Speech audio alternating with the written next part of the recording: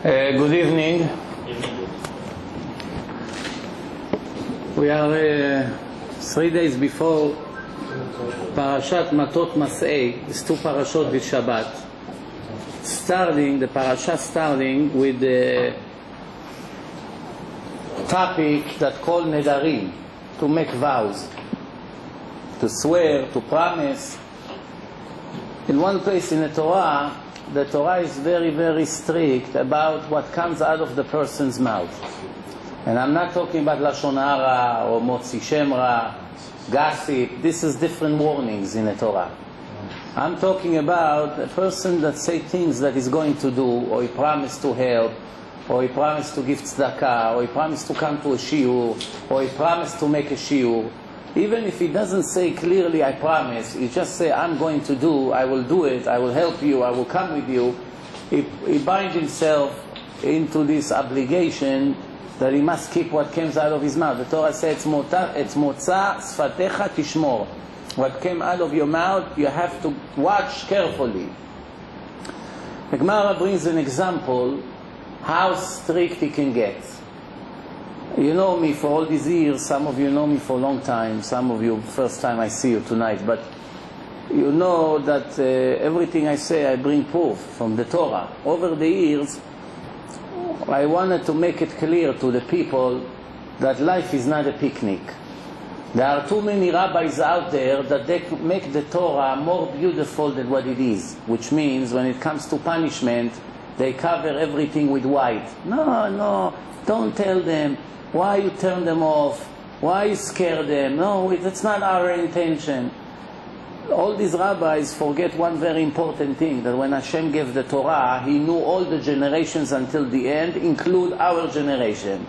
He knew that it's going to be a lot of losers that are all over, they have no idea what they live for, they have no idea what the Torah is. He knew all that. Some of the things that He did not want ordinary people to know, He did not put in a written Torah. Because the written Torah, every ignorant Jew can take it from the shelf and read.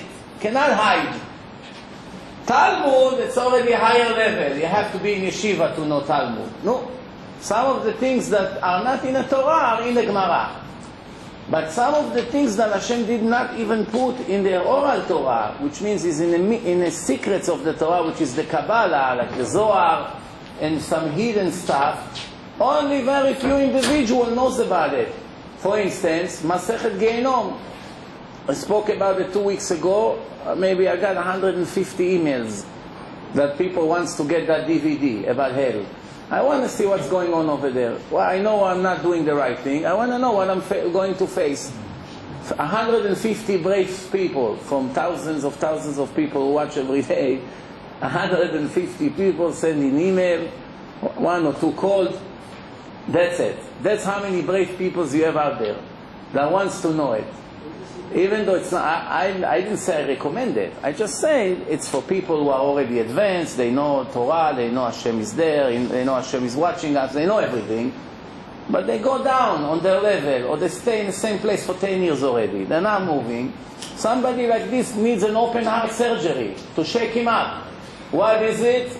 You learn what's going on over there. Believe me, it's like a special battery. It makes you fly to heaven. But you see that this is something that Hashem didn't want every Jew to know. That's why it's not in the Torah. If Hashem wanted every kid to know what's going on in hell, He would make it a part of the Torah. Hashem say to Moshe, this is what's going to happen for the wicked people. I'm going to send them to the first, the second, the third, up to the 7th place. Describe in the Torah what's going on there, like the rest of the stuff in the Torah. But He didn't want people to know. That part, I agree. We don't discuss and start giving description of what's going on over there to every ordinary Jew. No.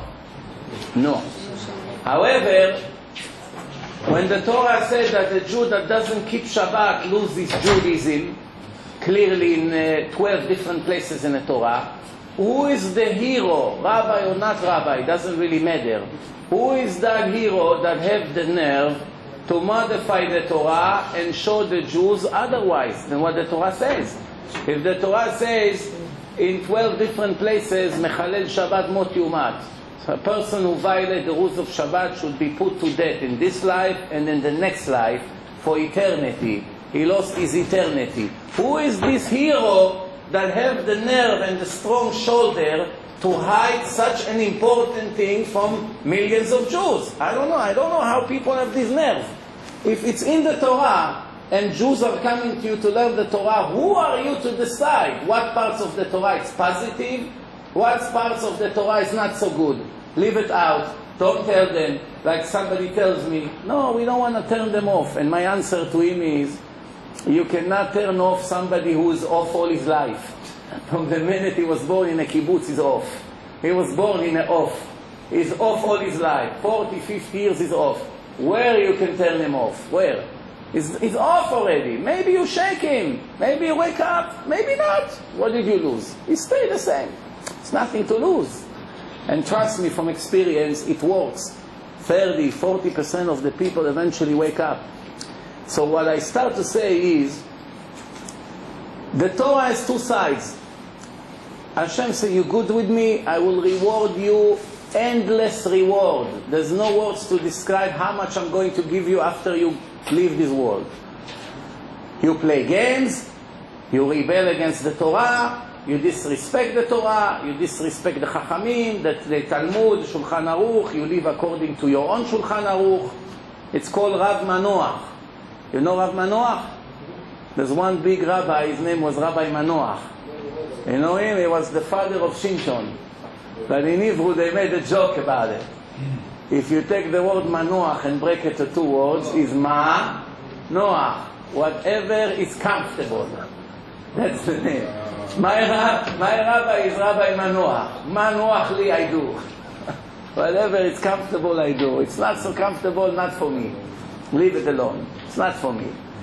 So the idea is that when the Torah says such a thing, from Nedarim, this is one of the ways to know how strict Hashem can get. How strict Hashem can get. How to believe. How to imagine. How strict, for one word that comes out of a person's mouth, what punishment he can get for that. Here I'll give you an example. And you tell me if I make it up, or I'm too extreme, or whatever you want to call it. The Gemara brings a story about a righteous woman. She has a bakery. Story that happened. Chachamim brings that story. It happened in their time, 2,000 years ago. The woman has a bakery. One guy comes to her and gives her some kind of a jewel, like gold or something, coin of gold or a jewel, whatever it was, it's not relevant. Something valuable. And he said, I want you to watch it for me. So she takes it, she puts it on the side, on a shelf maybe, something, she's hiding it.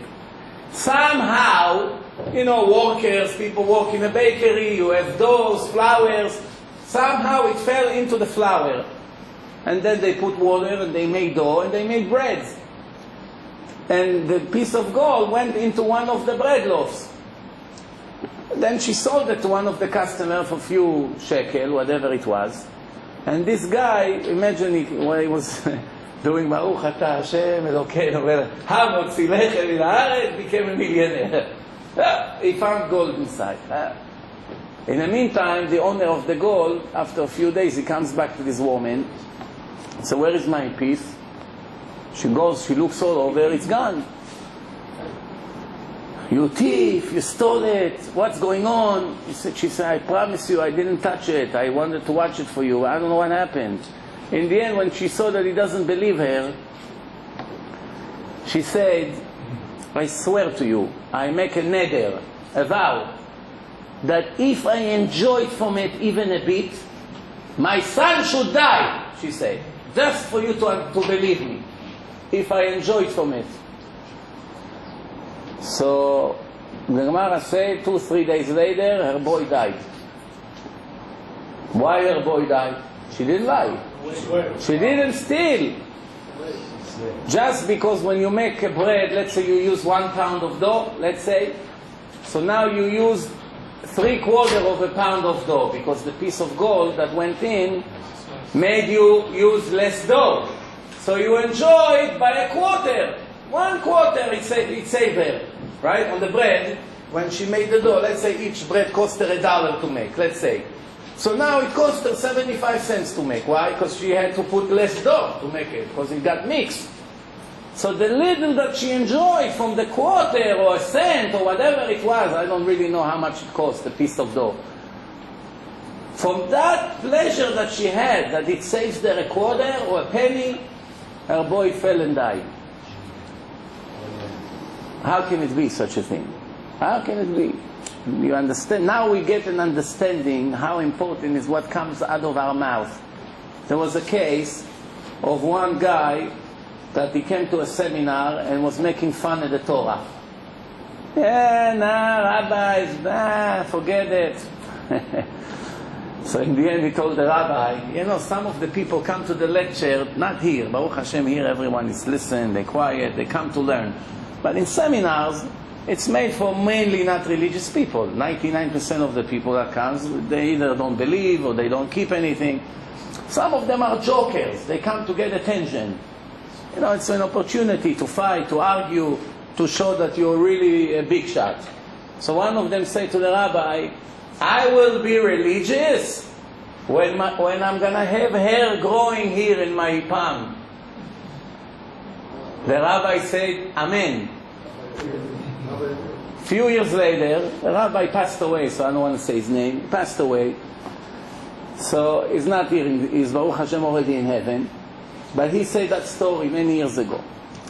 So a few years later, he sits in his office, and a guy with a black hat and a beard shows up.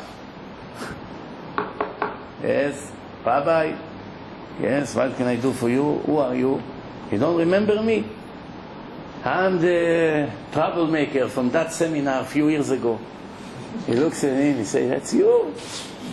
Wait a minute, you're the one who say that you be religious only when you're going to have hair here. What happened? You changed your mind? I said, no. Here, look. Shows him the hair, the hand full of hair. Hair growing on his palm. The rabbi said, how can it be? I never saw such a thing. I was driving with my car. My hand was outside of the window. A bus came from the other side. It's a narrow road. Shaved my hands. Shh. You know, smashed my hands. The whole palm of my hand got ripped. All the skin. All the skin got shaved completely. Mamash, you could see the bones inside. They took me quickly to the emergency room. They took from my back piece of skin, and they saw the skin all over my palm. And since then, I have hair growing here. You know, over there it's hairy. And I remember my words, and I say, Hashem, I got my point. I got my lesson. I just want to tell you that 99 out of 100% of the people, 99%, even with something like this, they wouldn't become religious. Coincidence. Coincidence. Mamash, hair is going. Just to show you how dangerous is what you say. Very dangerous. One guy, he saw that, you know, he has a friend that is married for more than 20-something years. Many years. And him and his wife couldn't have kids. Many years. And, you know, the longer you wait, the chances supposedly are lower. We're talking natural. Jews anyway, all their life is one big miracle, full of many small miracles. Naturally, if a woman is 45, 46, what's the chance she's going to become pregnant? Much lower than a 20 or 22, right? Everybody understands that. Especially if the system wasn't working over the years. She never got married before, she didn't have kids before, it makes the chance even lower. That's basically what the doctors are saying. That's nature. Jews, Sarah Imenu was 90 when she became pregnant. It's really happened in reality. But the miracle was much greater than that. Not only that she was 90, to begin with she was born without a womb. She didn't have a rechem. Did you ever hear about a pregnant woman that doesn't have a rechem? So where the baby was? Today, if the pregnancy develop out of the womb, it's life risk. Life risk, mamash, is pikuach nefesh, such a thing. Big risk, big problem, tfilot, all over the yeshivot, praying for this woman. She didn't even have a rechem. Hard to understand. But you see, that's what's happened. Yitzchak came to the world from a 90 years old woman, which means in Bar Mitzvah she was 103 years old, almost like Rav Kaduri, alav shalom. Yeah. So anyway, that person, over the years, you see that his friends is not really becoming pregnant. So one time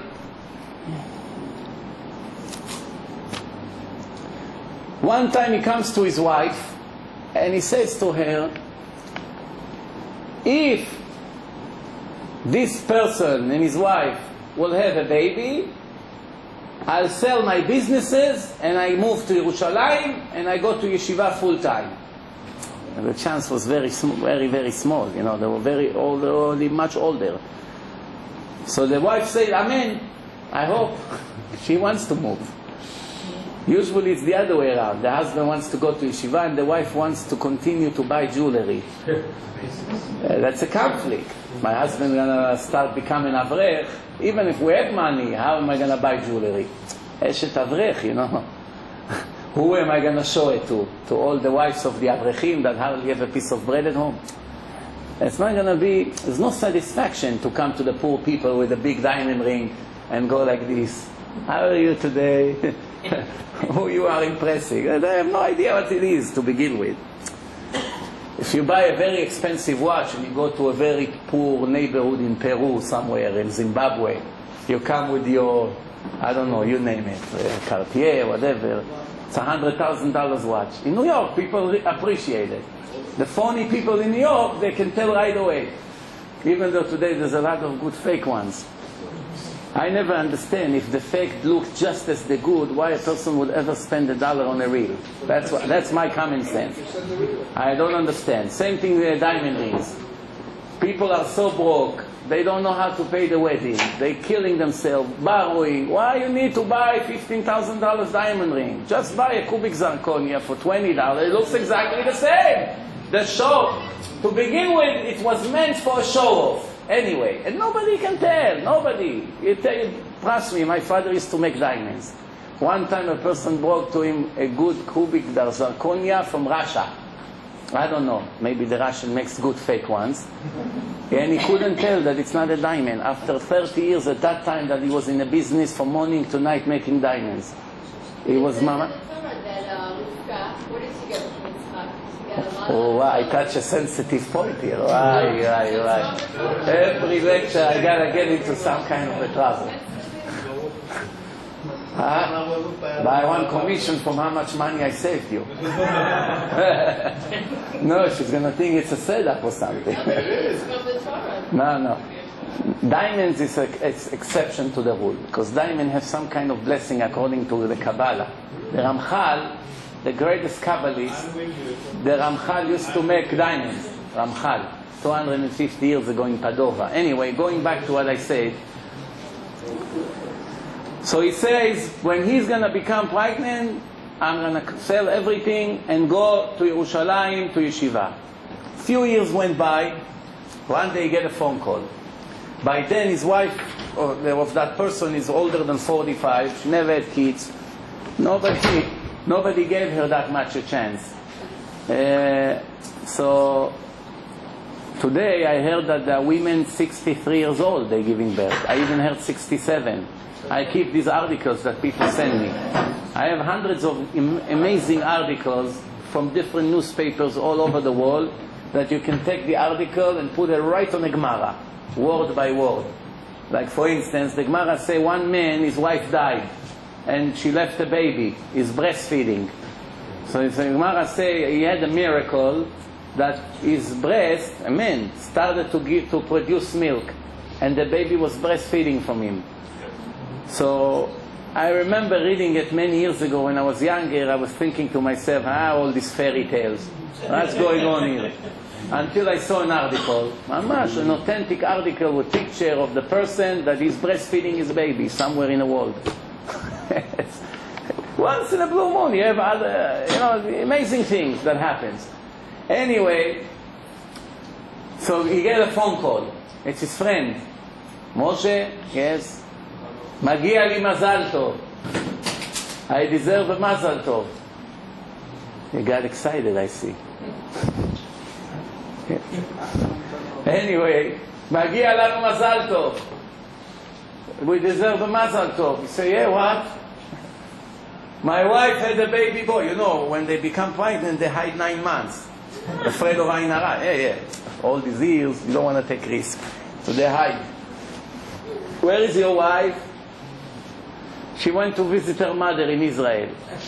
6 months later, where is your wife? She went to visit her father in Russia. Oh, Mazal Tov, we have a boy. Fine. Mazal Tov, we have a boy. What do you expect after 30 years you're waiting for a baby? You call up your friend, your good friend, you tell him you have a boy. What do you expect to hear on the other line? Screaming, you know, like, wow, ishtabach shmo, calls his wife, screaming. No, emotions, no? Oh, yeah? Baruch Hashem, Mazal Tov. Right away, remember this neder. He knows neder is neder, it's no jokes. He believes in Hashem. He calls up his wife. He says, why? I got myself into a big mess now. I have to sell all my businesses and move to Israel. The wife are happy. It's Shtabach Shemo. Double happiness now. For here and for going to Israel. But then, of course, the Yetzer Hara began, and he doesn't want. So he wants to make Atarat Nedarim. There's a way to untie the vows, to open it up, to cancel it. So he went to Rav Chaim Kanievsky, Gdol Ador. He went to the biggest rabbi in the world. He comes to him and says, Rabbi, this is what happened. And I know that the Gemara said that some nedarim, it's better you go to the chief rabbi to open it. Big chacham, it's like a beit din. Please make me atarat nedarim for this neder. If I ever thought that there's a chance that his wife in such an age will become pregnant, I would never make that neder. I never had an intention to have this neder. So the rabbi said to him, I'm very sorry, it's very, very, very difficult to do what you want me to do. It's not so simple. So Rabbi, why? Everyone makes neder and come the next day, 3 guys sit, atarat nedarim, finish. So not this one. What's the difference, he say, between my neder? He says, sometimes there is a decree on a person. Decree. Hashem announced in the court of heaven in Rosh Hashanah, 1 year, this person and his wife will not have kids. That's a decree, sealed, closed, finished. Will not have kids. Whatever the reason is, from their previous life, from the current life, from something that they did, who knows? So sometimes when Hashem see a Jew that is willing to sacrifice so much, to sell all his businesses, all his money to put and to go into learn Torah all his life, such a big thing, something like this can cancel the decree. How do we know that the only reason that this woman is pregnant is not thanks to what came out of your mouth? Now you're going to go and make Hatarat Nedarim, Chas v'Shalom, tomorrow here the baby died or something. Because Hashem will go back to the old decree. You didn't keep your word? Forget it, my friend. You cannot do it. Force him to sell his businesses and move to Yerushalayim. Later I heard that all his businesses, the person he sold, the economy went down and all the businesses went to the garbage. Anyway, it went to the garbage. So either way, one way or the other, he would lose it. At least now he got the money. And now he sits and learns Torah. The Gemara says, 10 people went to Olam Haba, went to heaven with their body. Which means they never died. In their life, it's like Hashem picked them up, took them with their body. They sanctified the body to such a level that the body didn't need a burial. The body became like a part of the soul. One of them is Eliyahu Hanavi. One of them is Eliezer Eved Avraham. There's few of them Goyim, kings of the Goyim. It's interesting. Not only Jews. Some of them were Goyim also. But the most important one, the last one out of all of them, was Rabbi Yoshua ben Levi. Rabbi Yoshua ben Levi is one of the Tanaim. He lived approximately 2,000 years ago. The Gemara says he was such a chacham that all the time from Moshe Rabbeinu until his time, you are talking 1300 years. 1300 years. Moshe Rabbeinu, when the angel of death, Malach HaMavet, came to take his soul out, the angel of death couldn't win against Moshe Rabbeinu. He did not let him take his soul out. He just didn't let him. The Zohar teaching us that the angel of death have a sword. He is a huge angel, not like the rest of the angels that they have an image that you can see. If you had spiritual eyes, you can see how big they are. They have 2 legs, 2 arms, 2 wings, as the prophets described. But the angel of death is different. All of him is full of eyes. Only eyes. You see millions of eyes, big eyes. All over you look, you see eyes. And then he has an arm with a sword. And in the edge of the sword there is 1 drop. And when the angel comes to take a soul of a person, he reached his arm with the sword and pulled the soul out of the body. It's a spiritual soul. It's a spiritual sword. It's a spiritual angel. It's everything spiritual here. It's nothing physical. He pulled the soul out, and that's how the person died. This drop that goes into the mouth of a person makes the body later stink. The body smells later from that drop that the angel puts inside the person after he kills him. So the Gemara says, when the angel came to Moshe Rabbeinu, Moshe didn't want. So I'm sorry, I'm not ready to die. You cannot touch me. He was trying to attack him. Moshe didn't let him. Moshe was such a great chacham. The angel of death could not win. He went back to Hashem and said, I'm sorry, here is my sword. I surrender to Moshe, to your son Moshe. So that's why the Torah says that Hashem took the soul of Moshe himself, and nobody knows where Moshe was ever buried. Nobody knows. Why Hashem didn't want us to know where Moshe Rabbeinu is buried? What's the problem to have a nice, beautiful grave that everybody can go and pray there? Because Hashem knew the nature of the people. If people take a rabbi from our generation and make him into God and worshipping him and say he never died, he's alive, he's making zivugim, the parnasais depend on him, and everything they do is based on that rabbi, imagine if Moshe Rabbeinu would be around, what would happen? It would be the second God, chas v'shalom. And make a big religion out of Moshe. So Hashem didn't want it to happen. So he make Moshe Rabbeinu's burial unknown. But anyway, Rabbi Yoshua ben Levi did not let the angel win him. Not only he didn't let him kill him, he stole his sword, he jumped into heaven, whatever that means, I don't know. Don't take it literally. Just to give you an idea who was Rabbi Yoshua ben Levi. And he swore. What did he swear? I will never come out of here. I make a swear, I'm in heaven now, and I never come out of here. That's it. Shvuah. Now the angel is stuck. 2 problems. 1, he couldn't kill him. 2nd, give me back my sword. I need it. That's my job in life. He comes back to Hashem. He says, look, this rabbi fooled me. He knows Kabbalah. He knew the tricks. He got the sword out of me. He eliminated me. This whole idea of Kamea, what's Kamea is? Kamea. First of all, don't run too much after Kamea because you don't know who wrote it. Most of the Kmeot are fake. They make more damage than they help. But this is, for instance, a Kamea that Rabbi Kaduri, alav hashalom, wrote with his own hands. He was a big mekubah, so he knew what he's doing. Look at that, you don't understand 1 word. Nobody understands. You go to the professor for Hebrew in the university, tell him, please explain to me 1 word here, he doesn't know. Why? It's all names of angels. All of that. All the words we have, about 30 words here, all of them are different angels. It's secrets.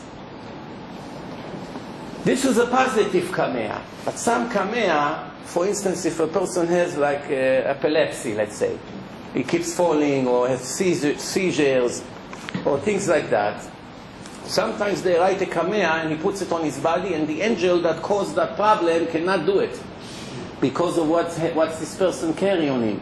Every time he comes and he see it, it's all spiritual. It eliminates the angel. The problem is that sometimes after a period of time, that when finally the angel is hurting him, he's hurting him for all the previous time as well. It's not so simple, this whole thing. But Rabbi Yoshua ben Levi eliminated the angel and took away sword. Why do I tell you this story? Because when they came to Hashem to see what to do with him, something that this never happened in history, this was the answer of God. Go and check in the entire life of Rabbi Yoshua ben Levi. If he kept all his promises, all his nedarim, everything he ever swore about, he kept 100% with never making atarat nedarim or changing his mind or not keeping his word, then there is nothing we can do. He must stay in heaven with no trial. There's nothing I can do. But if one time he did not keep his promise, take him out of there, take the sword, take everything. They went and reviewed the entire life of this Rav, Rabbi Yoshua ben Levi. They never found one time that he didn't keep his promise or something that came out of his mouth. Hashem said, there's nothing we can do. Measure for measure, midah keneged midah. You were strict, everything you say you kept. Now you say that, you have to keep it. So Hashem told him, just do us a favor, return the sword to him. He has to go back to war. What am I paying him for? Give him back the sword. Hashem gave him back the sword, and that's the end of the story. You know, in Muncie used to be a rabbi, Rabbi Yaakov Kaminetsky. He was a very big tzaddik, very big chacham. Rosh Yeshivat Torah Vadat used to be. There's a lot of maybe hundreds of rabbis that you hear their names around, especially the Ashkenazi ones, are all his students. Many of them are very big rabbis today. He was the rabbi. So, one time, my rabbi, I used to teach Migmara many years ago, he was a student. So one time he told me a story. I remember I gave him a ride, so he told me an interesting story. He saw that Rabbi Yaakov Kaminetsky on Shabbat never eat fish. Everybody in Yeshiva eat fish. Ashkenazi without gefilte fish is like a car without an engine. Cannot be. You ever went to an Ashkenazi house for Shabbat and you didn't find gefilte fish on the table? At least Friday night, Shabbat morning, Seudah Shlishi. It has to be somewhere, you know.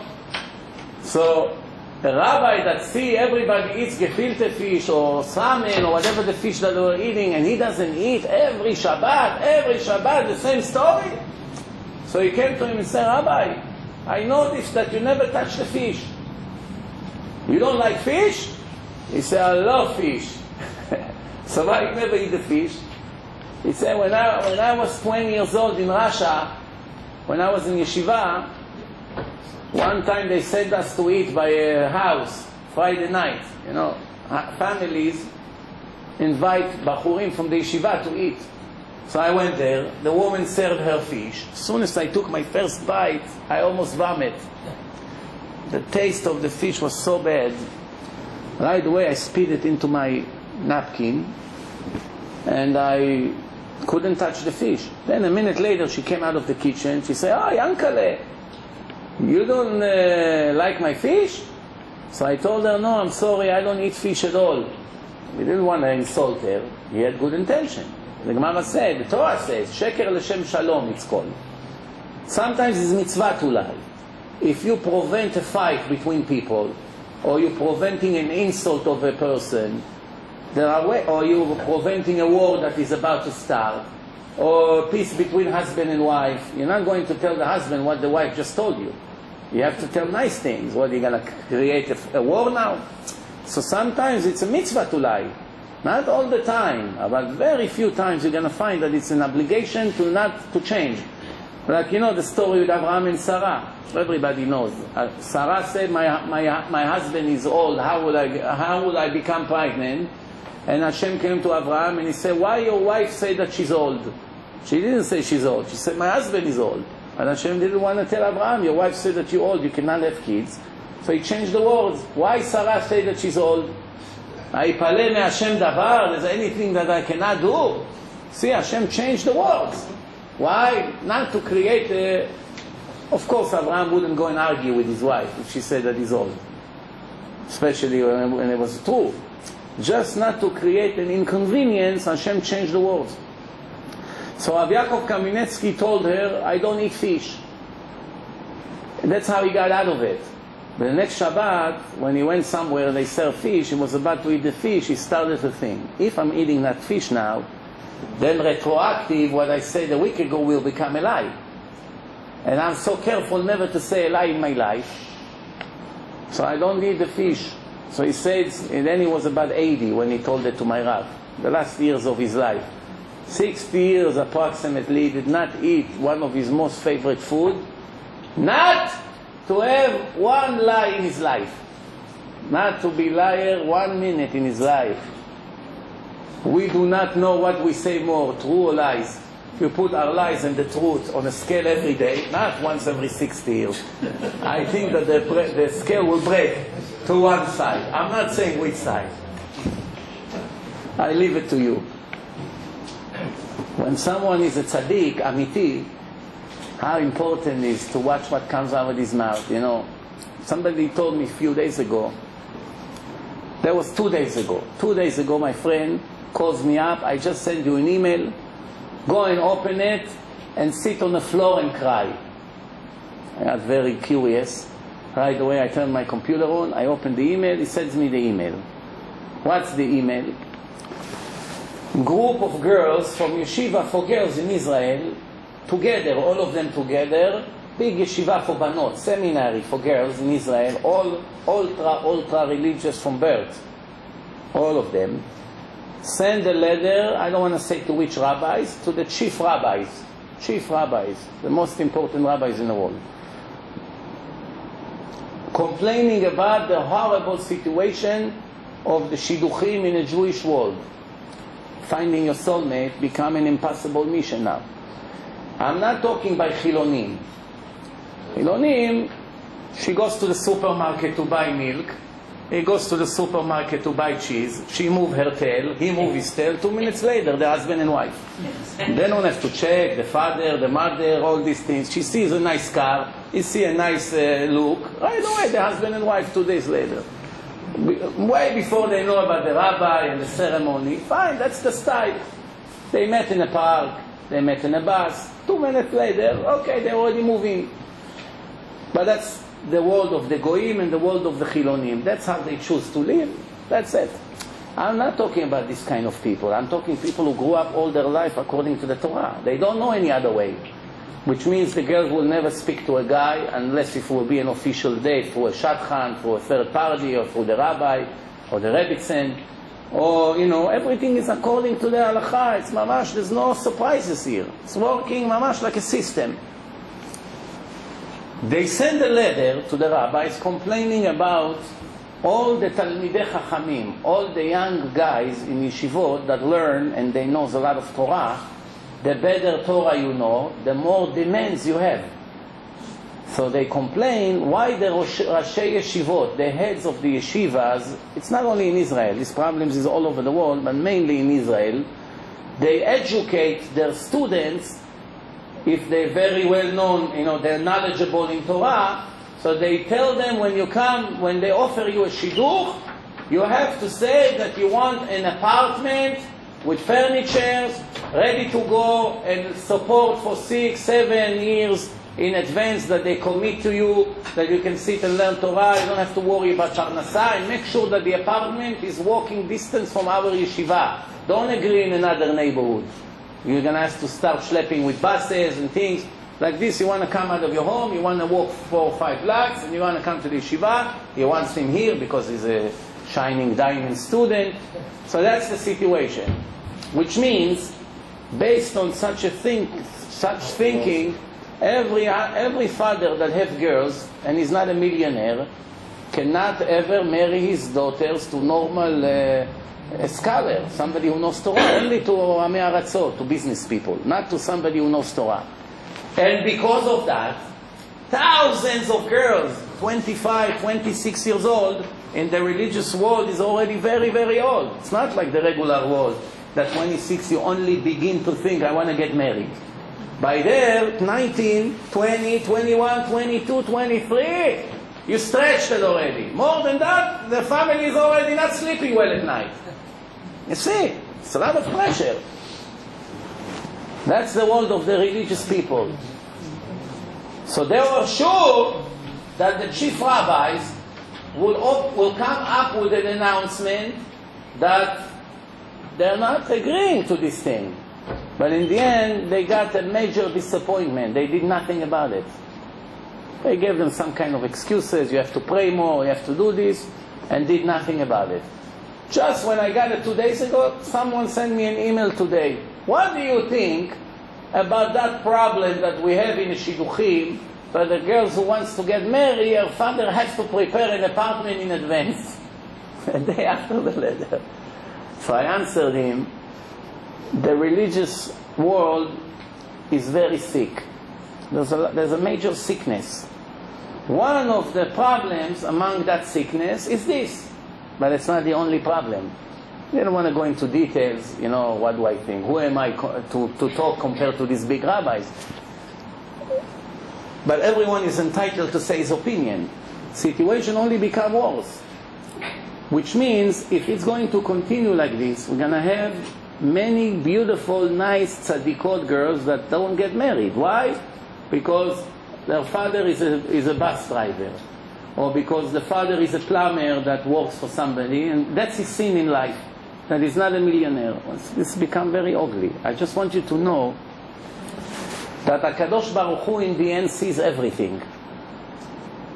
Doesn't matter. Even if it was the advice of the rabbis, everybody here knows that the system is not correct. Something is not right here. It cannot create a world like the non-religious people or the goyim that only if you're wealthy you count. If you're not wealthy, you're nothing. It cannot be. This is against the religion. It's against the foundation of Judaism. What are we doing? Copying the goyim? So what's the point of all this religion? What's the point of the religion? That only the rich people can get married? That's why a lot of these wealthy people are getting divorced instantly. You have no idea what they raise in the divorce cases in all these spoiled kids that their parents are loaded and they marry them together. Almost nowhere it's successful. There's a lot of problems. A lot of problems. Why? Maybe it's because of the way they're brought up. They don't understand what marriage is all about. They're too spoiled. Maybe because of that. My opinion is that HaKadosh Baruch Hu is very angry at the system. It must be changed. It just has to be changed. You cannot continue like this. It should have been the other way around. Every wealthy person should have looked, if one side is wealthy, should have looked at the other side will not be wealthy. What's the problem? You have enough. What do you need wealthy with wealthy? The opposite. If you take a girl that she wasn't growing up wealthy, she has a much better values. She's a harder working girl. She appreciates things. Whatever you give her, she will be grateful. There's a lot of advantages that she has that the other spoiled girl doesn't have. Or the other way around with guys. Same thing. But no. We want our class. I see by some community that I speak there sometimes great shidduchim are being offered. And then one family, which is high society more than the other, no, their family is not for us. We are from this city and they are from that city. No. And the boy, the poor guy, has no choice. If he will cooperate with his father in a good way, no, as he lost his beautiful girl and he has to give up his shidduch. And then you find out 20 years later that he's 50 years old and still single. That's what happened to them in the end.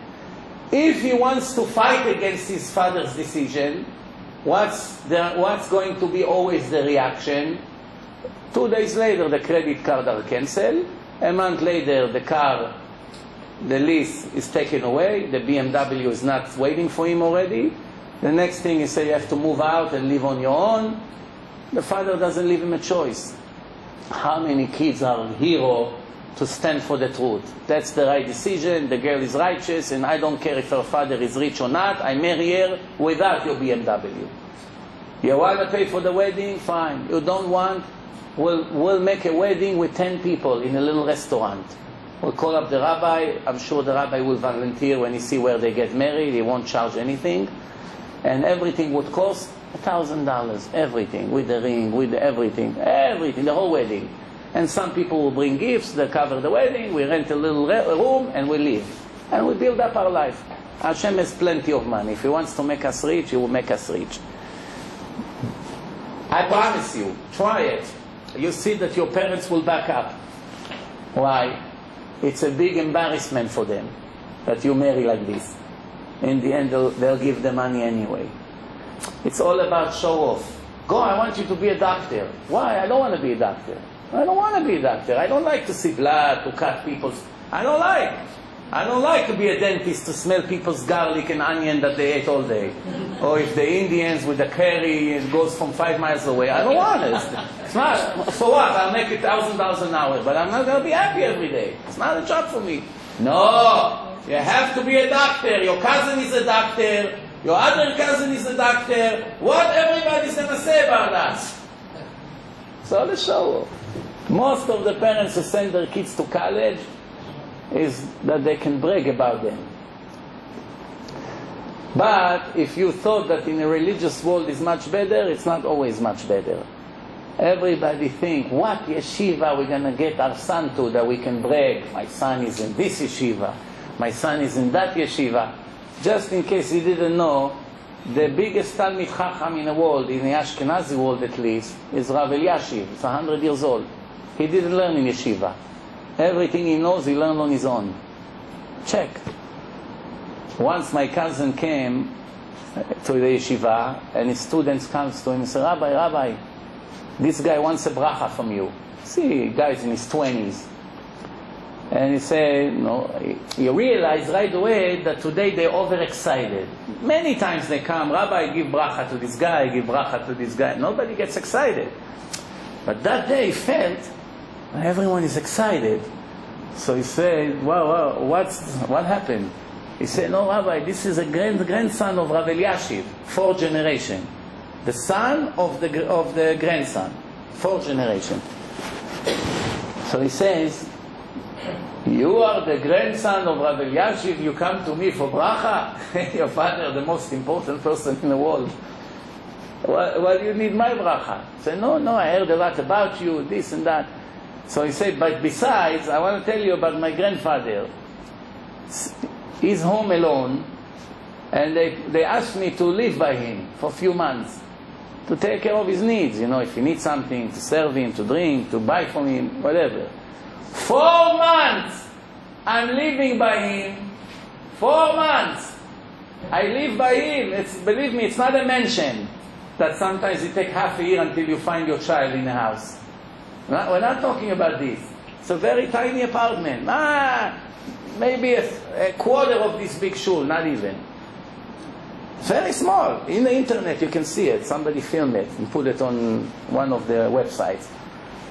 He said, 4 months I'm with him every day in the house, and he did not speak to me one word in 4 months. 1 word. He's not even in this world bichlal. I'm here, I'm coming in, I'm coming out, I'm there, I'm standing in front of him, he doesn't even look at it. He's in his own world. You understand what's going on? How do you think you become the biggest chacham in the world? How? By going to the library in 5th Avenue? Going to Harvard? How you become the biggest chacham in the world? You come every morning to the same yeshiva, to the same chair. You have the stand there waiting for you with your books. 60 years, from morning to night, the same schedule, the same piece of bread with a little bit water or coffee or 1 tomato. 1 minute breakfast, 1 minute dinner, no lunch, no time for lunch. All day learning. 60 years. That's how you become the biggest chacham in the world. There's no other ways. You think you're going to go and sell the gold in 47, you'll be the biggest chacham in the world? In business, maybe yes. But not in Torah. Rabbi, but the Torah says, Im en kemach en Torah. What's the rest of the verse? Im en Torah en kemach. Depends who you are. If you're an average person, you live by nature, Im en kemach en Torah. You're right, you need to work. If you're a believer, and you dedicate your life to be 100% like Hashem wants you to be, you don't need to worry ever about kemach. You don't worry about it. You're hungry, you're not hungry, it doesn't bother you.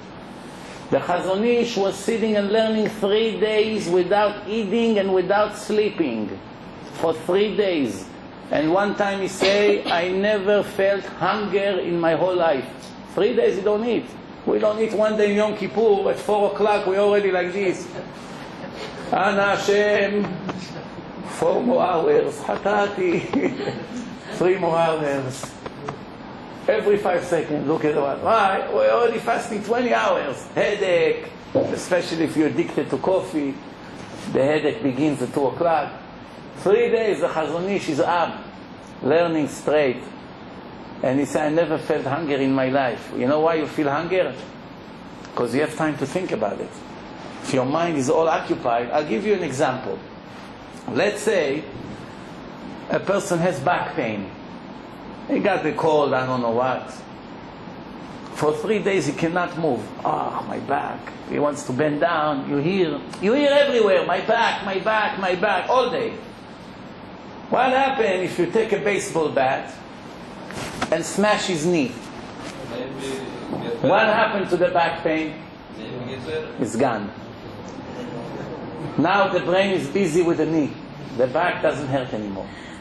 He cannot walk. But if he needs to bend down to pick up his key, 1, 2, 3, he picks it up. No more back pain. Why? Nothing changed, because it's all in the head. The brain of a person, it's like a little midget that's sitting inside your head, a captain of the boat. And he fly the plane, not the boat, the plane. Makes it more interesting. There's a lot of buttons. It reminds me, somebody made a joke. He says, what marriage is all about? So he showed a board, on the wall this board, thousands of switches. They share the board, the board to 2 halves. They write man on top and on the bottom woman. Each one has a half. In the section of the woman, there's thousands of switches. Switches, buttons, lights, all kinds of things.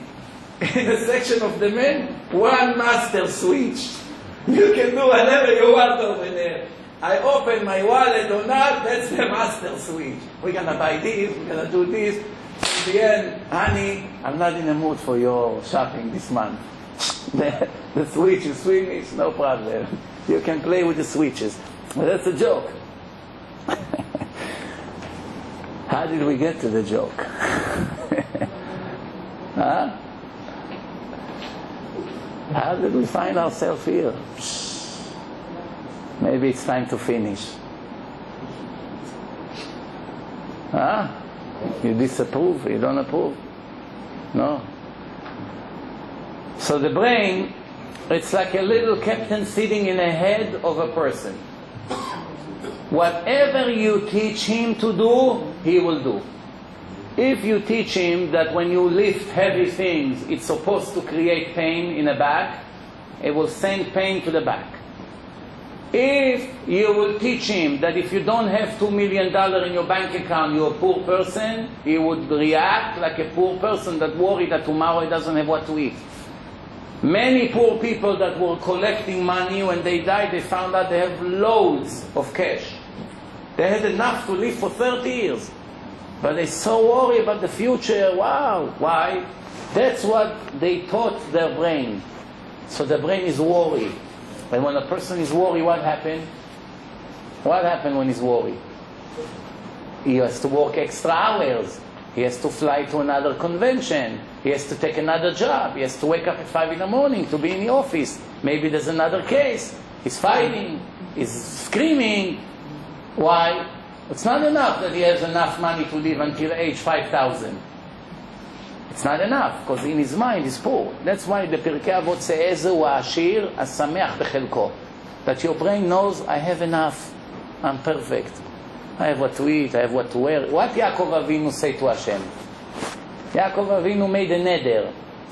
That's how I started the lecture about nedarim. The Gemara say, never make neder. Don't make nedarim. It's not good. When you are allowed to make a neder, in times of problems, when your life is, when you're hanging between life and death, when God forbid is a big surgery or something like this, a person can make a neder that if Hashem will cure his boy or himself or his wife or whatever the case is, going to give a lot of tzedakah to this place. Why it's good? Because maybe the decree was that this person, chas v'shalom, should die.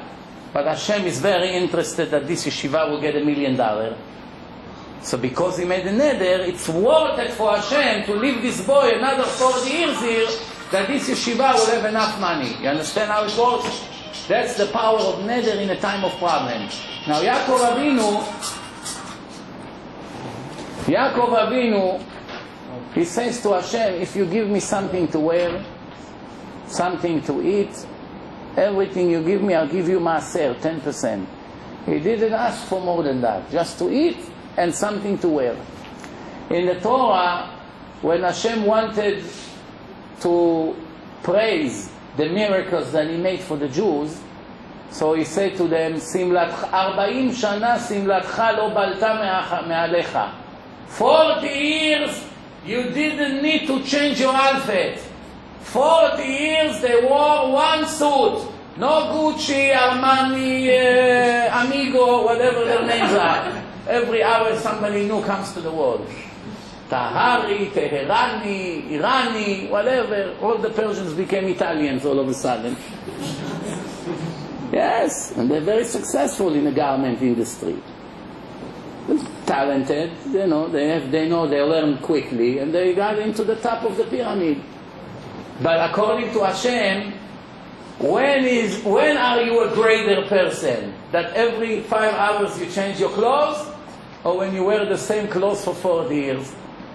When you wear the same clothes, that's a greater level. Why? You don't have any need for physical thing. Why people like, I'm not talking humid, it's all wrinkled, it's all ripped already, it's sweaty, it smells. Okay, it's big mitzvah to always be top of the line, look normal, look decent, clean, not to sweat. Like some religious people, they don't pay attention to how much they smell, because they walk with 5 different jackets. In Bnei Brak, it's very, very humid. It's 90% humidity, 100 degrees almost every day there. They go on buses, they pick up stuff, they cannot afford a car. Obviously, you cannot expect him every hour to go to take a shower, because it doesn't matter. As soon as you come out of the shower, 5 minutes later, you're all dripping sweat. This is Tel Aviv, this is Bnei Brak, this is Miami. There are cities like this in the world. But at least before you go to sleep, how can you even think that a person after a full day walking around in the streets, sweating, all his hair is greasy, his whole thing, going to sleep like this, changing to pajama in the morning, put some perfume and deodorant and goes back like everything is fine? Everybody around him has to suffer? I used to see people like this in yeshiva. For all day I couldn't learn because I was just thinking about one thing in my mind, to say or not to say, to say or not to say.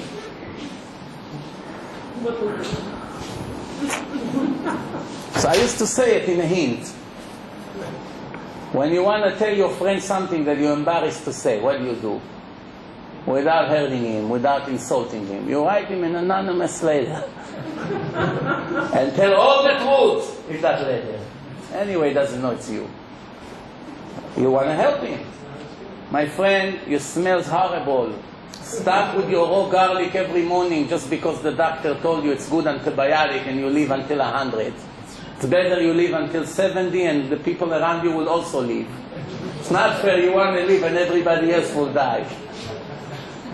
You know, the Gemara says, Rabbi Yehuda Nasi, Rebbe, the legendary Rebbe, 120 years of Torah and wisdom. He gave a shiur in the yeshiva. In the middle of the shiur, one of the students ate garlic. He says, someone who ate garlic, please leave the room. One of the guys got up, was about to leave. Everybody looks at him, you eat garlic? Everybody, the student didn't want him to be embarrassed. All of them got up and left. So now you don't know really who ate garlic.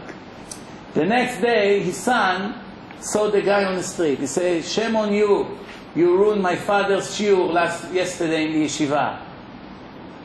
So he said, I swear to you, I didn't eat garlic. So why did you get up? So I didn't want the real guy to be embarrassed, so I took the blame on me. Today it's the opposite.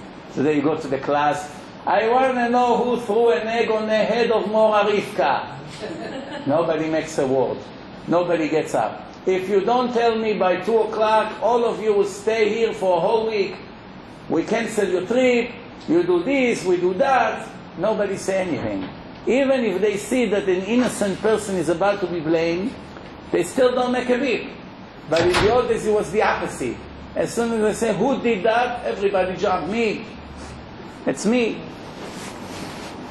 So, we learn from here one thing, that the great legendary Rav, Rabbi, it bothered him very much. And he said to the guy, get up and leave. Why? To insult him? No. To teach them a lesson. That to be a decent human being is just as important, or maybe even more, than to be knowledgeable in Torah. That was the message. And when Hillel, they saw him leaving yeshiva in the middle of the day and running home, they told him, Rabbi, where are you going in the middle of the day? You're running so quick. He said, I run to do a mitzvah.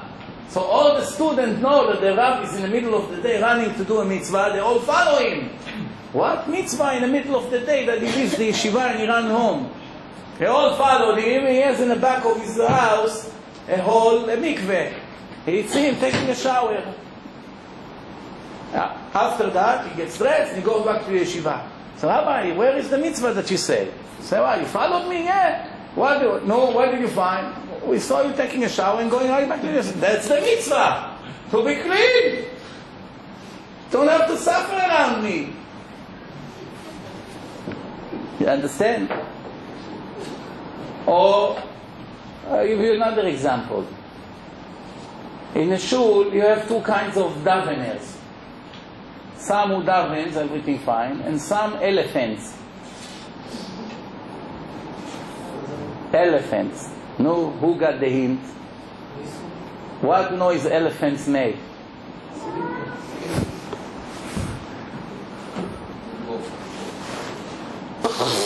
Yeah, the whole shul.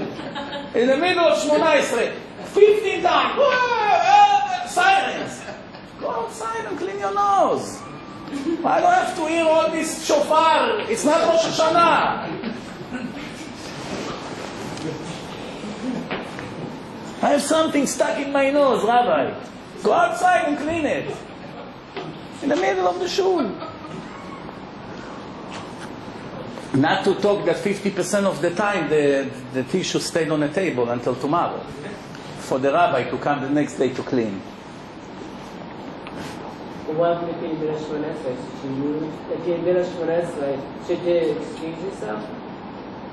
I have news for you.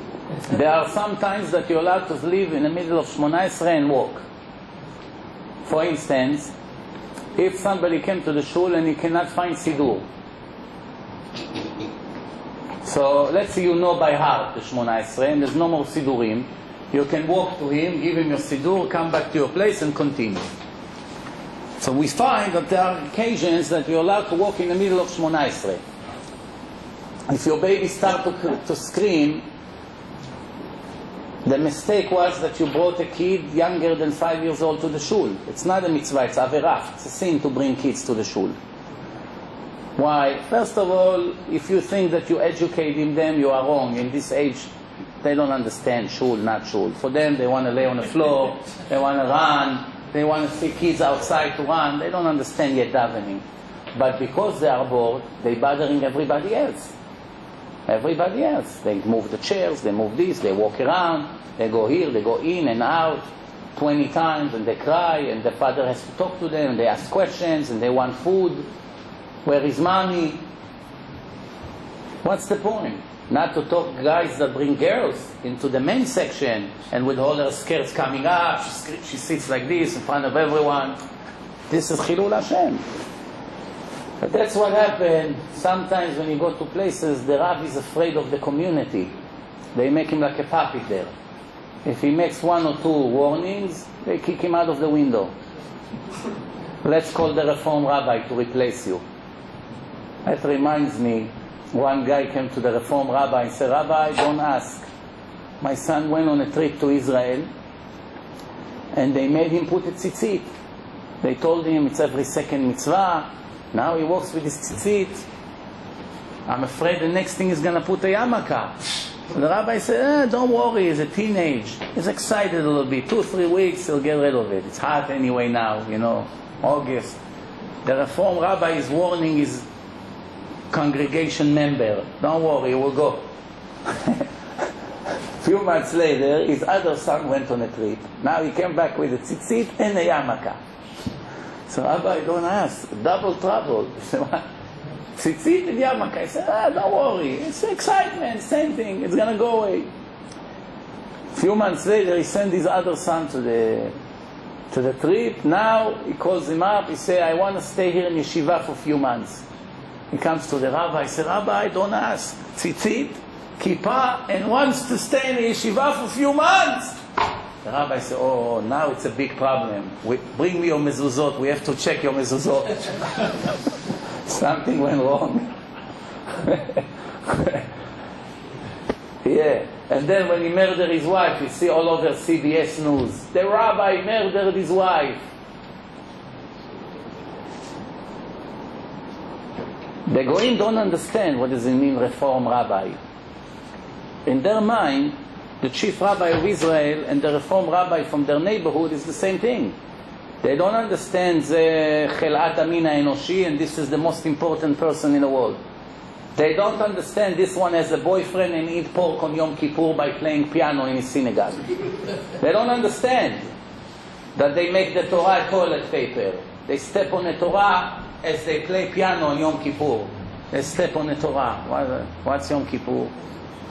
Some of them maybe come with a pipe to the service. Rabbi, Yom Kippur, you know. They serve lunch. Yeah, on Yom Kippur they serve lunch. Joseph and Christine eating lunch together by listening to the rabbi playing piano in temple, whatever. No wonder the trees fell on them a few days ago. The world is full of illusions and lies that it's mamash.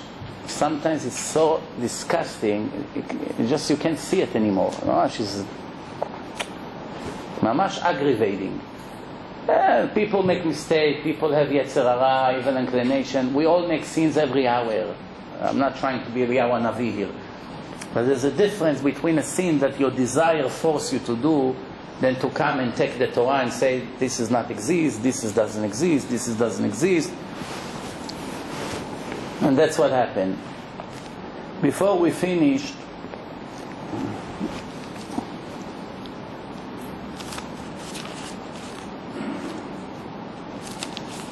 few more things before we finished. Two kids were fighting between them. One calls his friend, "You're fatso. You're fat."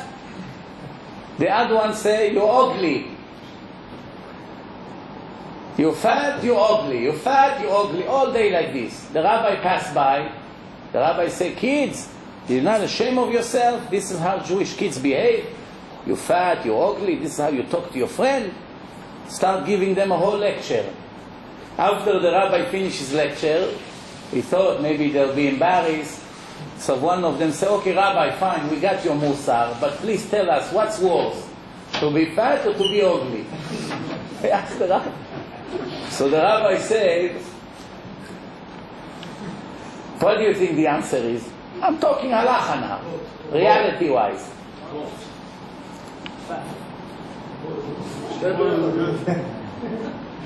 Let's see if you're clever. Use your head. What's worse? If you have to choose one of them, which one you have to choose? To be overweight tremendously, or Hashem Yerachem to look like a monkey? Which one of the two? It's better or worse? I don't know, in this generation all the monkeys got all the Miss Universe. No control. Also, there's an opposite says, don't judge on the outside. I tell you, I have a proof for you from the Gemara. A proof. That what? That to be ugly is worse than to be fat. Wow. Common sense, fat can change the situation. 1 month of serious diet is not fat anymore. Ugly, whatever he's going to do is not going to be. He's going to follow Michael Jackson's step, he become uglier after paying millions of dollars for plastic surgery. Usually it makes you more ugly. We didn't find doctors that really knows how to make plastic surgeries. They claim they do, but... So, I have a proof from the Torah, not common sense. Torah, mamash from the Gemara. Where? Did you hear about Rabbi Elazar, the son of Rabbi Shimon? He was very, very heavy. The Gemara says, in Chodesh Tammuz, now, Tammuz is now, we just had 17 Tammuz. You know how humid it is in Israel. Forget it, it's boiling oven. Like today and yesterday here, every day is like this in the summer in Israel. They took 2 buckets of fat out of his body. 2 buckets, what we call today liposuction, they made. The Gemara said they put him on a marble. Marble is sterilized. It's easy to sterilize marble. That's why in surgery they always use it. They put him on there and they took out from his body 2 buckets full of fat. Then they saw that the fat that they took out of his body did not smell and there were no worms. Like usually when they leave it out in such a weather, a day or 2 later, there's millions of worms out there. So he said, Baruch Hashem, when he died, he told his wife, don't bury me, put me in the attic for 22 years. 22 years his body was in the attic, it did not smell. No worms, no nothing. Complete. In the heat of Israel, 22 years in his attic. Until the city next, they realized, one time she saw a worm come out of his ear. She got very nervous. Wow, he's starting to have worms inside. I have to bury him. He came to her in a dream. He said, no, don't worry. You don't have to bury me. This worm that came out of my ear is because I one time listened to somebody speak bad to the rabbi and I did not stand and demonstrate. I listened to this, I did not say anything, that's my punishment. But don't worry. But when the people found out that he's there, they didn't let bury him. When she agreed to bury him, the people from next town, they became very rich over the 20 years that he was there. So they felt that he's their lucky guy. His body over there brings them blessing. So when they took him to the funeral, they were standing, blocking the way, you keep him back in the attic.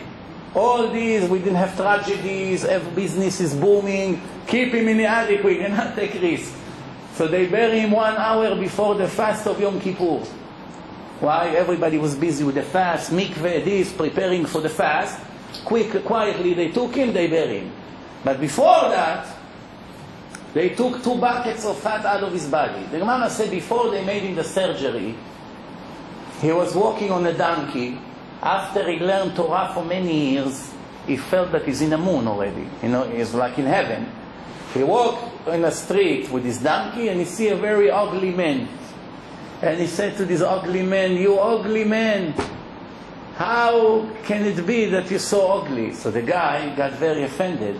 He said, why don't you go to the artist who designed my face and ask him, how did he design such a bad picture? So he realized right away that he made a big sin. So he said, no, forgive me, I'm sorry, I don't know what went through my mind, I'm please begging you, forgive me. He said, no, I don't want to forgive you. So he followed him the whole way, he's following, begging him, forgive me, and this guy stubborn, no, you offended me, I'm not forgiving you, forget it.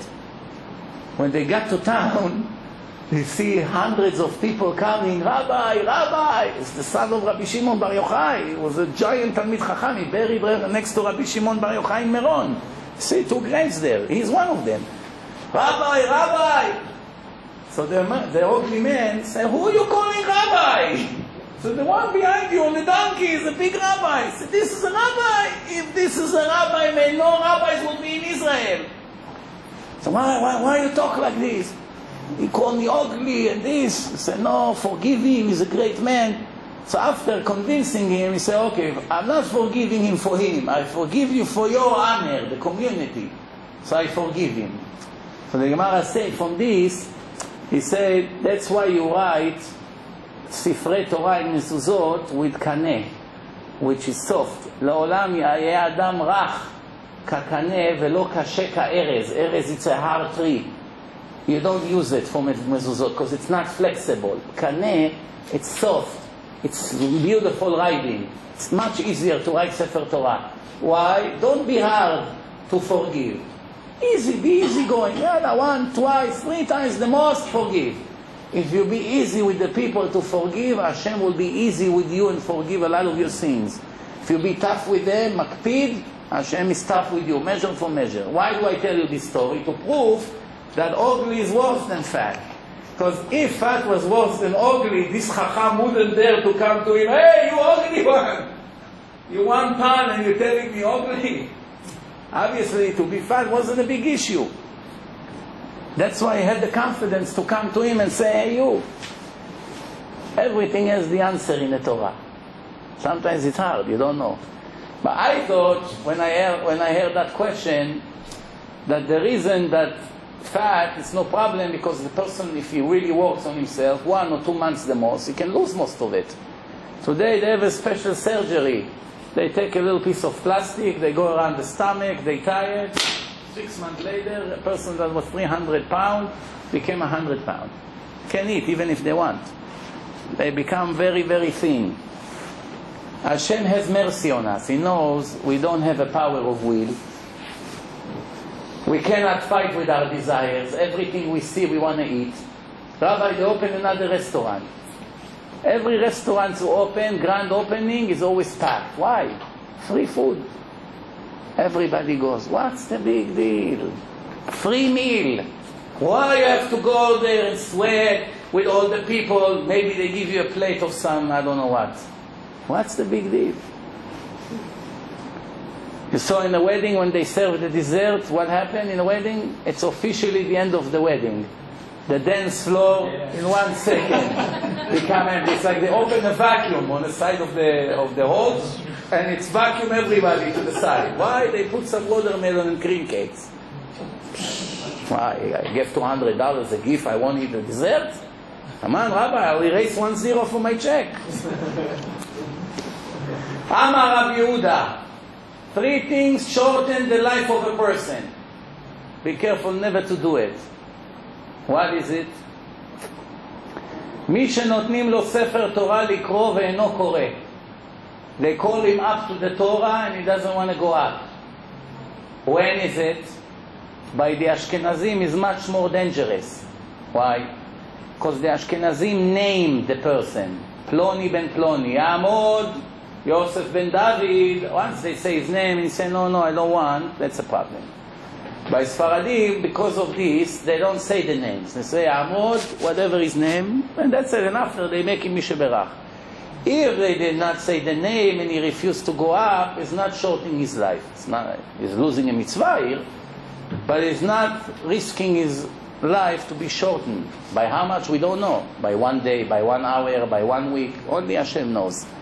But that's one thing. Second, when they do Zimun and Birkat Hamazon, and they give a person kos shel bracha, when 3 people or 10 people gather together, when they make Birkat Hamazon, is mitzvah to bring wine, to fill it up all the way to the top, put 3 drops of water, because wine is judgment and water is mercy, so you put mercy inside the judgment, and you make one of them say, Avlan v'nivrich lemalkai la kadisha, or in Ashkenazi they say, Rabotai fil benchen, or Rabotai nevarech. It doesn't matter, it's the same thing. Let's bench Hashem, let's bless Hashem for the food that He gave us, and everybody say Baruch Hashem. If it's 10, they say the name of Hashem. If not, they don't say the name of Hashem.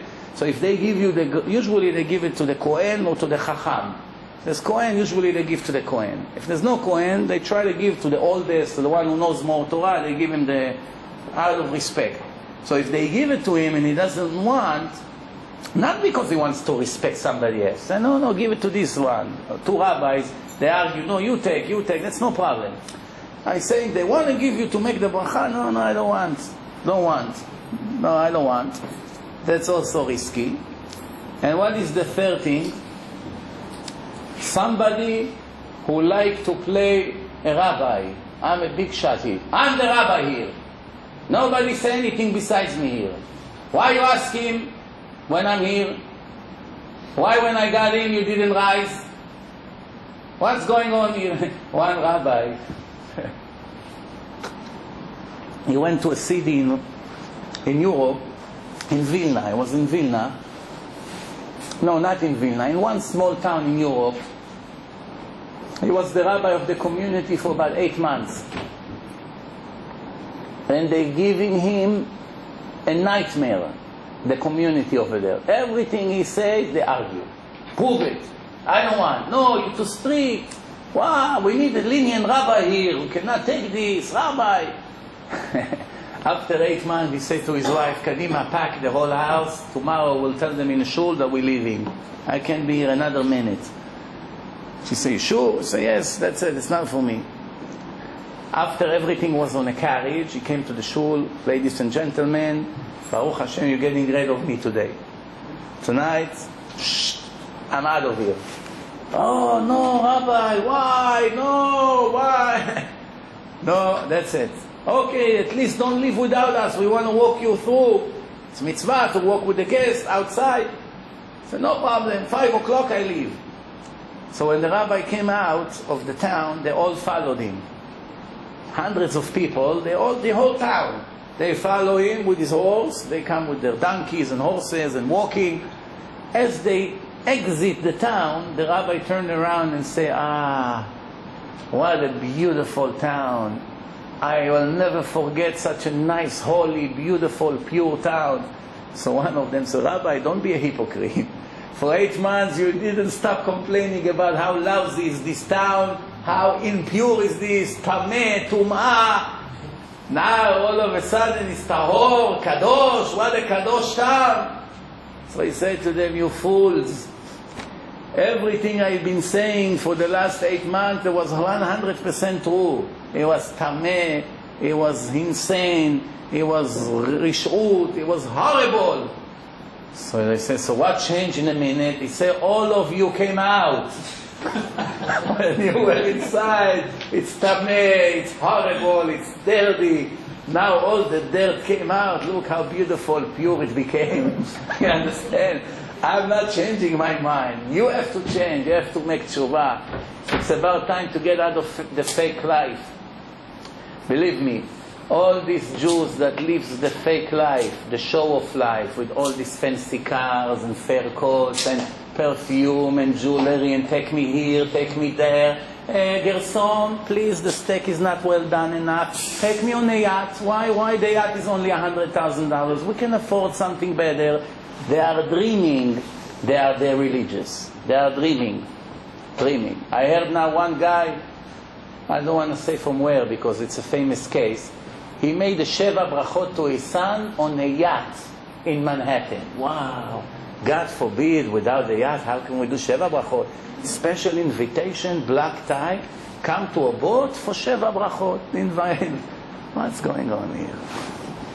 The money that he spent on that night on the yacht probably was $200,000 to take everyone on a private yacht with food, with waiters. Just imagine how many Jews we could save with this $200,000. If we make a normal Sheva Brachot for $2,000-$3,000 in his house, or his brother's house, and take the rest of the money and donate to save some Jews, to bring them to seminars, to give them CDs, to wake them up. We make about 100 of them Shomer Shabbat. What's better? To go on a stupid yacht and to see the lights of Manhattan, or to save 200 souls with the same money, or 2,000? It's a game of number. But for the yacht, the Satan is encouraging. Take back a shot, and nobody will never forget your Sheva Brachot. They will say that your Sheva Brachot was the best, even better than the weddings.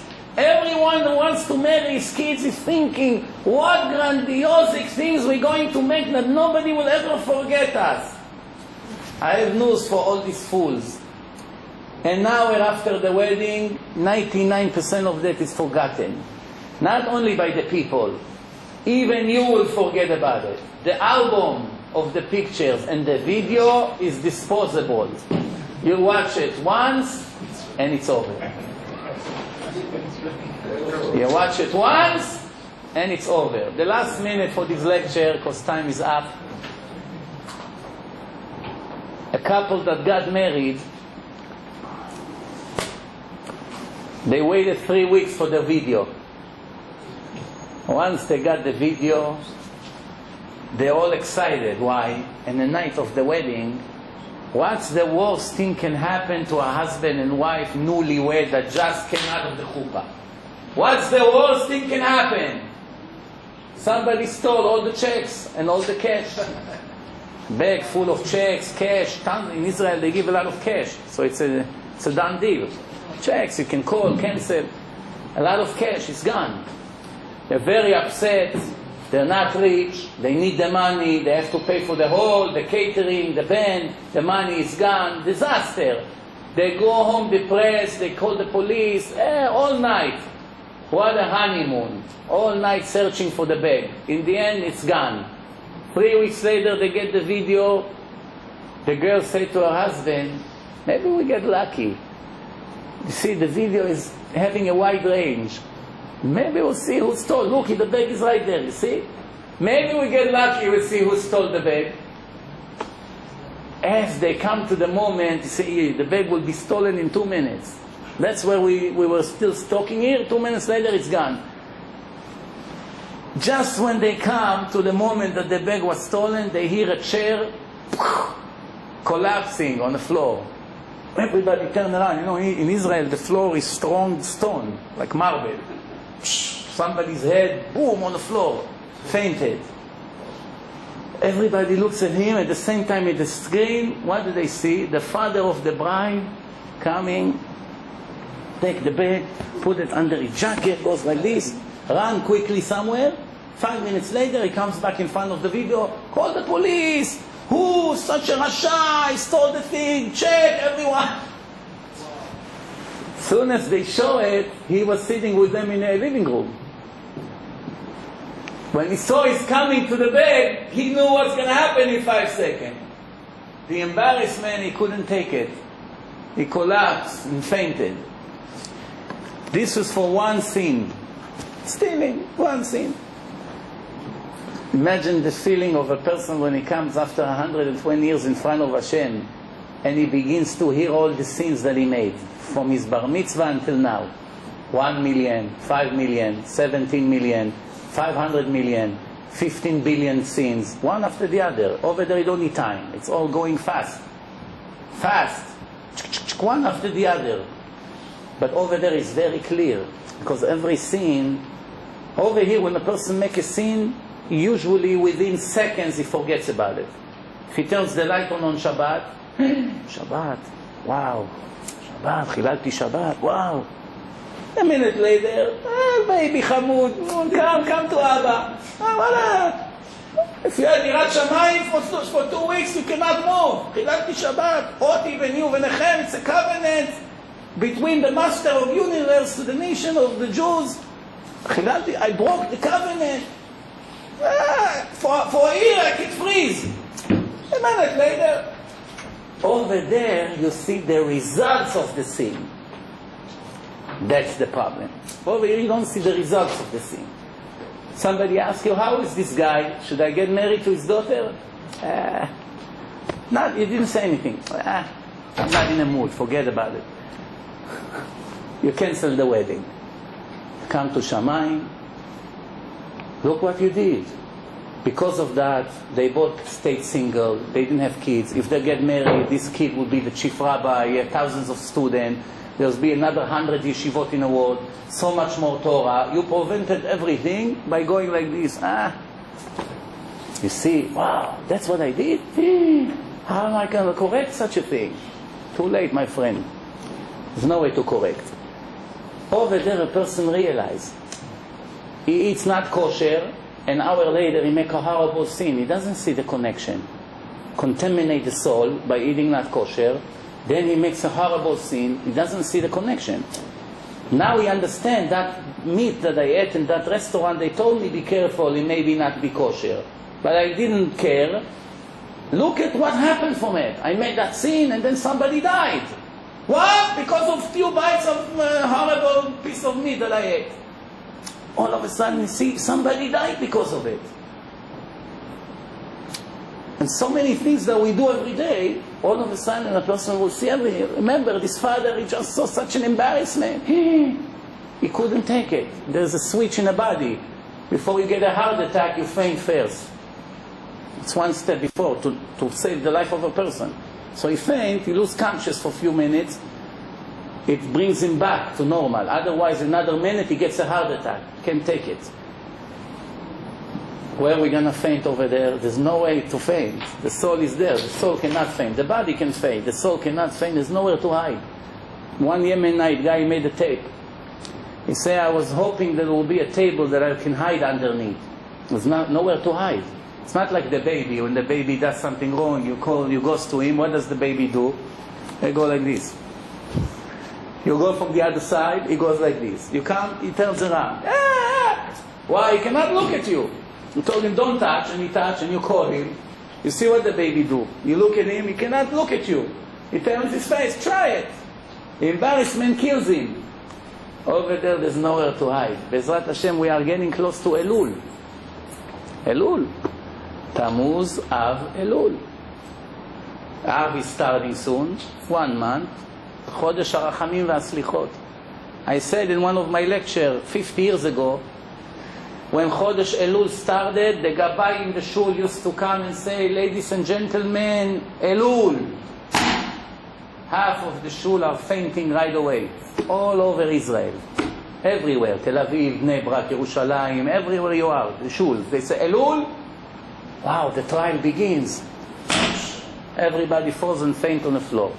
Today, Rabotai, Elul. Rabbi, 1 second, I have a message. Okay, the appointment is delayed. Elul, big deal, Elul. Elul, Shablul, who cares? Why, no Yirat Shamayim. העיקר, Rabbi, we all בעלי תשובה, מה? I work with tzitziot, 5 meters on the floor. Beard all the way to the floor, and sombrero, $200 made in Mexico. Huh? Like one religious guy told me this week, what did you do in 4th of July, Rabbi? So what is 4th of July for me? 4th of July.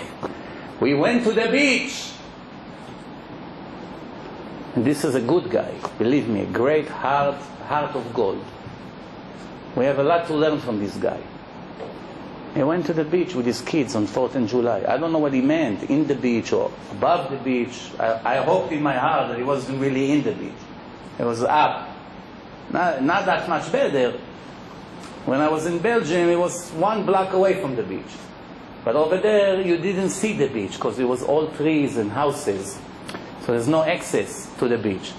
Only if you go with the car out of the neighborhood, then you begin to see the beach. Baruch Hashem, we are in a safe place there. But some places like Miami, you walk in the middle of Miami, anywhere you go, it's the beach. Today in Tel Aviv, the whole Tel Aviv is one big beach. You need the beach. On the street, it's also the beach. Manhattan, it's a beach. You don't need water for the beach today. Unfortunately. Let's hope these days will become better. Thank you very much. Good night.